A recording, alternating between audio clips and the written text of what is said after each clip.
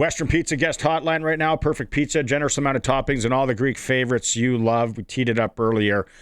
It's the powerful documentary Sideways on the 1986 Swift Current Broncos bus crash. Joining us right now, Bob Wilkie on the documentary. And Bob, you were on the bus. You were part of that team. Thanks for taking some time today to join us and talk about Sideways. What can you tell us? How did this all come about? You know, it's been an interesting journey for sure. I never thought my life would, be a good story to tell for so long and going through so much. And found my way out, and there was a book that was written, and it put me in touch with this gentleman, Shane Putzlicher, and Trilight Pictures, and he's been trying to make our story, the book that we wrote into a story, and this documentary was a kind of a real interesting way to go about creating awareness of the story and what we went through. And so this Sideways journey is as young men, we had an event that took our life sideways. And the story is, how it affected us all, how it affected the community, every different member of that traumatic event, from coaches to teammates to spouses. Everybody gets affected by it. And so we think it's a great piece to really create the awareness that, I think everybody goes through something in their life, whether it's loss of a family member or a job or a career or, whatever it is, it can take your life sideways. So this is just a way for us to show people when it goes sideways, you can get it back on track. Because when it happens, Bob, and you go back, and I'm only 9 years old, but I remember it, and I remember the stories when it happens. And you guys didn't really get any counseling. You didn't get any help. A lot of that, I watched the trailer, right? It was, Graham James was kind of behind that, but you guys had to deal with all this on your own, and it was like, all right back at it. Let's go play hockey. And it's it was a very challenging time. Young people in general don't really have the skills or want to talk about what they're experiencing. Could you imagine having that in your brain pan? So all while trying to get drafted into the NHL. So the path we chose, we knew was stressful. We had lived in it prior to that. It's such a great story of what we can endure. Makes us aware of the choices that we make, and most importantly, sometimes life can just be shitty and hard, and you got to pick yourself up and figure a way forward, and that's what we did. Proceeds are going to I Got Mine for the Boys Fund. What can you tell us about that? When this came about, there's a bunch of things. We've been working at this for 20 years, supporting communities and doing things. And so we've created an online community that people can come to when they attend the viewing of the show with us. The For the Boys scholarship was something that I've wanted to do for such a long time for my teammates.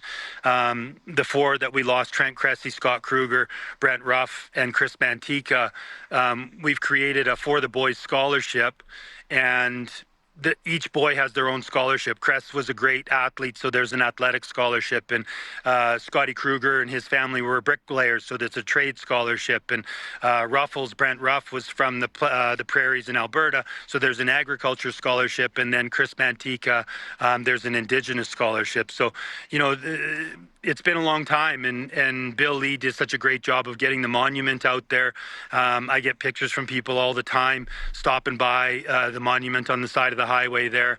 This is just another way for us to keep their memories alive, because they gave us all so much in the little time that they were here.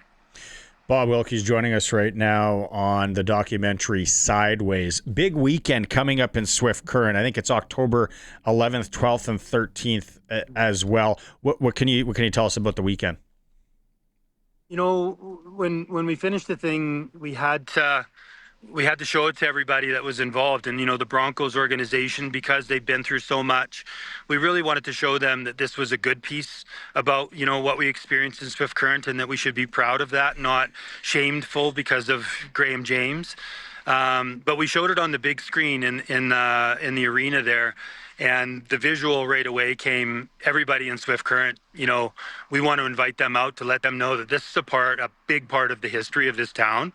What we went through, what we accomplished together, because it was all of the members of the community that supported us and helped us and, knocked us around a little bit when we needed our heads on straight, and we wouldn't have been able to do it without them. So what better place to show it is to the community that helped it happen.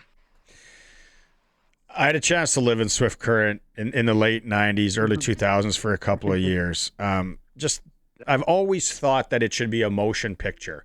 The Swift Current Broncos, this small town, the bus crash, what happens with Graham James, the Memorial Cup win, all that. It is such an amazing story, Bob. And the one thing I felt when I was just starting in the broadcast world in Swift Current, great city, great people didn't like talking about it.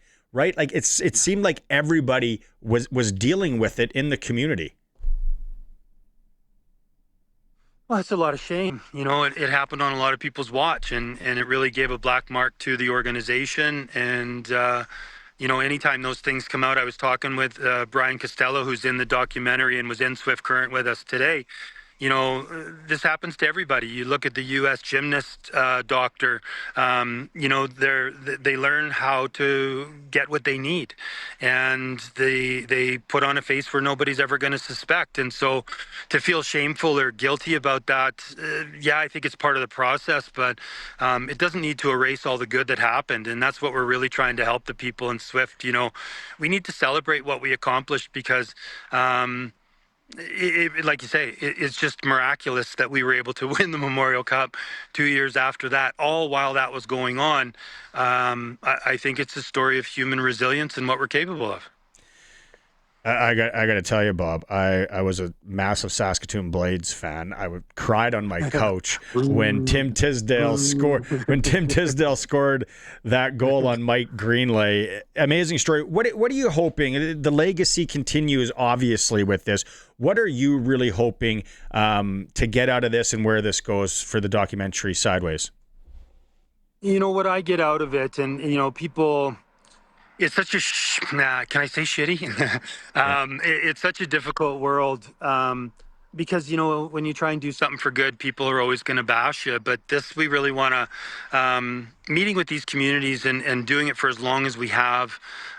We did a tour after Humboldt.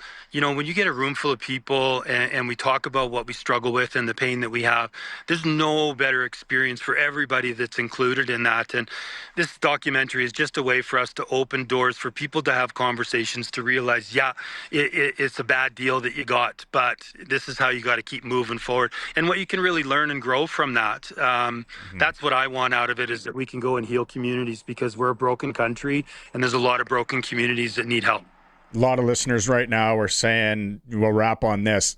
How do I watch the documentary? Is it a DVD? Do I go online? What should they do? So right now, what we're doing to try and raise money for the scholarship fund is they can pre-order a DVD. A portion of that goes to the scholarship fund for the boys. It also enters them into a contest to win a trip to come and watch the premiere September 8th in Toronto at the Hockey Hall of Fame. So that's what we're planning on doing, is having a little party there during the Toronto Film Festival to really kick this thing off and let people know that this is a great story that resonates with so many different people. Sidewaysdocumentary.ca. That's the best way to go about it. That's the best way. Bob, thanks so much for this. We're up against the clock here, but I love it. I'm going to be pushing it. Great job by you. The mental health side of the thing. And like I said, it wasn't just the people that were on that bus that were affected, which I can't even imagine. The people in the community, a lot of people, and people are dealing with things. So thanks for taking some time today, Bob, and congratulations on this, and I hope you get everything you need out of it. Yeah, you ever want to talk about anything, just give me a shout. I'd love to be on your show again.